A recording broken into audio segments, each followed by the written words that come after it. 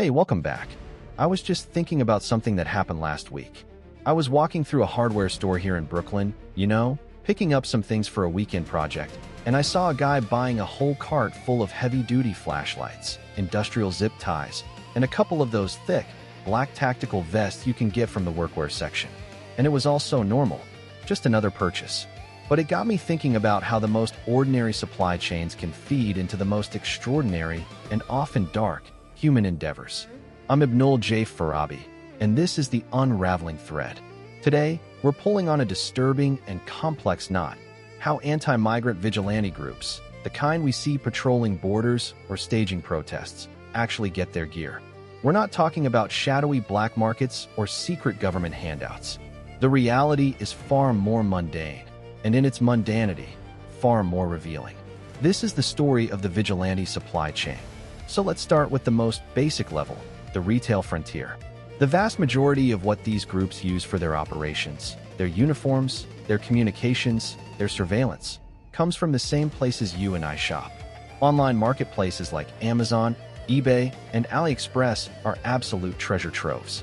You can build an entire kit without ever leaving your couch.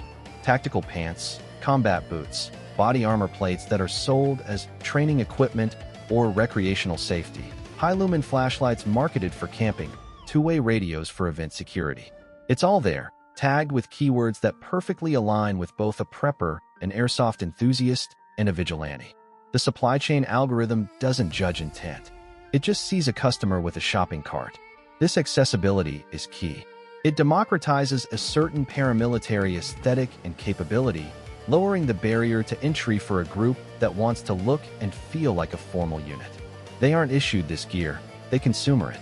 And that act of purchase, of choosing your own equipment, becomes part of the identity-building process. But it doesn't stop at individual e-commerce purchases. The next link in the chain is the world of nonprofit and community funding.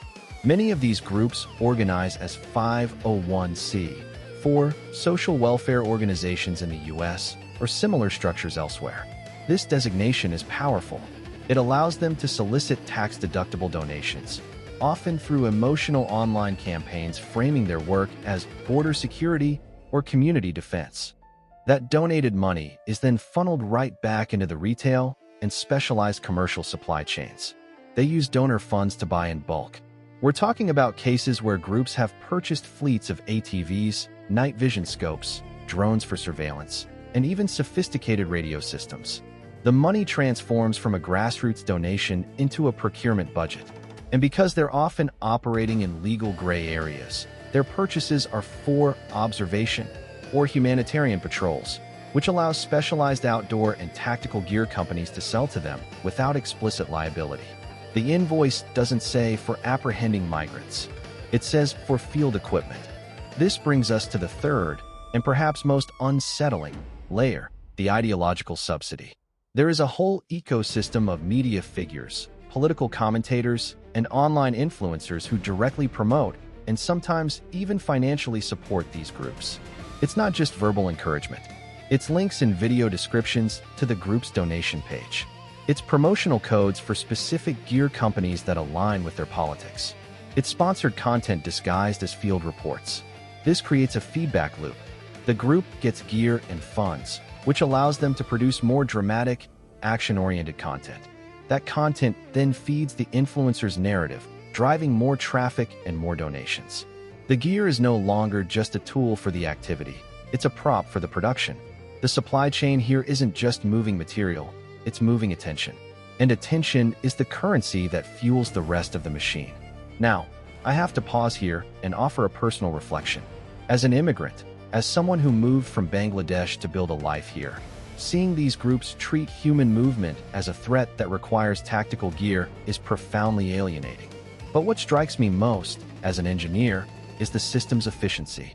It's a lean, just-in-time logistical network built on modern infrastructure. They aren't smuggling weapons in the dead of night. They're using PayPal. They're not deciphering secret blueprints. They're watching unboxing videos on YouTube. This normalization is the point. When gear comes from Amazon Prime, it carries a residue of everyday legitimacy. It makes the whole operation feel less like an extremist endeavor and more like a hobbyist club that's taken a dark turn. It blends into the background of our regular consumer lives, and that's where its power to proliferate lies. So what are we left with? A network that is resilient precisely because it's not a single, illegal pipeline. It's a confluence of perfectly legal streams. Cutting it off isn't a matter of one raid or one law. It's about confronting the ethical voids in our commercial platforms, the loopholes in our nonprofit laws, and the moral reckoning within our media ecosystems. The Vigilante supply chain holds up a mirror to our own consumption and shows us how easily everyday items can be weaponized against the most vulnerable. It reveals that the distance between a hardware store in Brooklyn and a contested border fence is shorter and more connected than we'd like to believe. Thanks for listening to this unraveling. If this conversation matters to you, please share this episode.